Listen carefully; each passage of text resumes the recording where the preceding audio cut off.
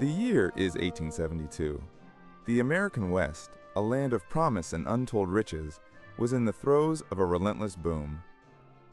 Into this feverish landscape walked two men, whispering tales of a hidden, secret diamond field. They produced raw, glittering gems, enough to ignite the imaginations of the nation's most powerful bankers and investors. Fortunes were pledged, millions poured into the earth, and for a fleeting moment, a new era of American wealth seemed to dawn. But the illusion shattered when geologist Clarence King, a man of science and rigor, uncovered the truth. The dazzling diamonds were not born of the earth, but artfully salted into the ground. It was America's biggest swindle, a stark reminder that in the pursuit of fortune, even the most glittering dreams can be built on sand. The year is 1571. The Mediterranean, the cradle of civilizations, was a stage set for a clash of titans. Off the coast of Greece, in the Gulf of Patras, the formidable Ottoman crescent met the determined might of a Christian alliance, the Holy League. Imagine the scene. Hundreds of galleys, their oars ablur, churning the sea into a frenzy. Then, the thunder of cannons, the acrid bite of gunpowder smoke, and the terrifying roar of men locked in a desperate, brutal melee. Decks ran slick with blood, each inch fought for with savage ferocity. But as the smoke cleared, a new reality emerged. The seemingly invincible Ottoman power was broken, its fleet shattered. This was not just a battle, it was a turning point, a decisive Christian victory that allowed Europe to finally breathe again, its eastern flank secured. In the dusty ruins of Crete, 1908, a team of archaeologists toiled deep within the remnants of a sprawling ancient Minoan palace. Their meticulous excavation unearthed countless artifacts, but then something extraordinary lay before them. A humble clay disc, no bigger than a hand, revealed itself, etched with a series of symbols unlike anything ever seen. These spiraling characters, a unique blend of hieroglyphs and pictograms, seemed to whisper secrets from a forgotten age. What lost story did this enigmatic object hold? Who were the people who pressed these intricate symbols into clay, and for what purpose? To this day, the Phaistos Disc remains an undeciphered enigma, a tantalizing glimpse into the lost language of the Minoans, forever guarding its ancient, profound secret. Imagine a world where your deepest beliefs could cost you everything. For centuries, the Roman Empire had relentlessly pursued Christians, their faith deemed a dangerous threat to the established order. But in the year 313 AD, a seismic shift was about to occur, a turning point born from a vision. Emperor Constantine, on the eve of a pivotal battle, saw a divine sign, a promise of victory. His triumph at the Milvian Bridge, alongside his co-emperor Licinius, paved the way for an unprecedented decree, the Edict of Milan. This wasn't just a policy change. It was a declaration of freedom for all faiths. Imperial persecution ended. Churches, once hidden, now began to flourish, their congregations no longer living in fear.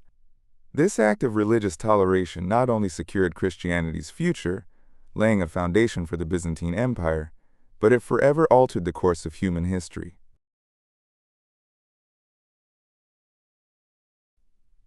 The Emerald Isle, a land of ancient lore, was about to erupt. In 1798, the United Irishmen, inspired by the revolutions sweeping America and France, rose up against British rule. Their dream, an independent, unified Ireland, free from centuries of oppression. But this rebellion would be a brutal affair. What began with defiant cries in the Irish countryside soon descended into a bloody struggle, marked by fierce battles and widespread atrocities on both sides. The United Irishmen, though passionate, were ultimately outmatched by the might of the British Empire. Though crushed, the spirit of 1798 would not die. It became a potent symbol, a burning ember in the hearts of generations of Irish nationalists, fueling the long and arduous fight for freedom that would continue for over a century. Imagine a sound so subtle, yet so maddeningly persistent, that it began to plague a quiet New Mexico town in the early 1990s. It was a low, guttural hum, a phantom melody that only some could hear. For those afflicted, it wasn't just an annoyance, it brought debilitating headaches and waves of nausea. Was this a localized oddity, a strange quirk of the desert air? Or was something far more sinister at play? A secret whispered on the wind, a global conspiracy hidden in plain sight. Scientists descended, their instruments straining to pinpoint the source, but the hum remained elusive, a phantom in the scientific ether. The Taos Hum, a mystery that continues to echo, a testament to the unexplained forces that can disrupt our world. London, 1605. A city on edge, and a kingdom teetering on the brink. Beneath the very foundations of power, a desperate and deadly plan was being hatched. A group of Catholic conspirators, fueled by deep-seated grievances, aimed to shatter the heart of English government. Their target? Parliament itself, and with it, King James I. Their instrument of destruction? Gunpowder. In the dark, hidden cellar beneath the House of Lords, barrels upon barrels of explosive powder were painstakingly stockpiled. The mastermind, the chillingly stoic Guy Fawkes, stood ready to ignite the fuse. But fate, it seems, had other plans. An anonymous letter, sent to warn a loyal Catholic lord, unexpectedly exposed the treasonous plot. Fawkes was captured red-handed, the catastrophic blast averted at the last possible moment. This dramatic foiled plot, forever remembered each November 5th, serves as a stark reminder of the fragility of peace and the enduring power of whispered warnings. Australia, 1932. A nation teetering on the brink of economic depression, facing a foe unlike any it had encountered before. Not a foreign invader, but an army of feathered fury, the emu.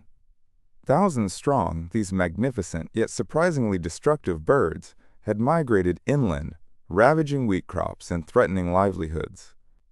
The government, desperate, deployed a weapon usually reserved for human conflict: machine guns. Imagine the scene. Soldiers, armed with the latest military technology, facing down a stampede of enormous, flightless birds. It was a bizarre, almost comical spectacle, but the reality for farmers was grim. Yet, incredibly, the emus proved surprisingly resilient, scattering with astonishing speed, absorbing bullets, and evading capture. The Great Emu War became a humiliating defeat for the military, a stark reminder that nature, even in its most unexpected forms, can be a formidable opponent, leaving a legacy as a curious, almost unbelievable chapter in Australian history.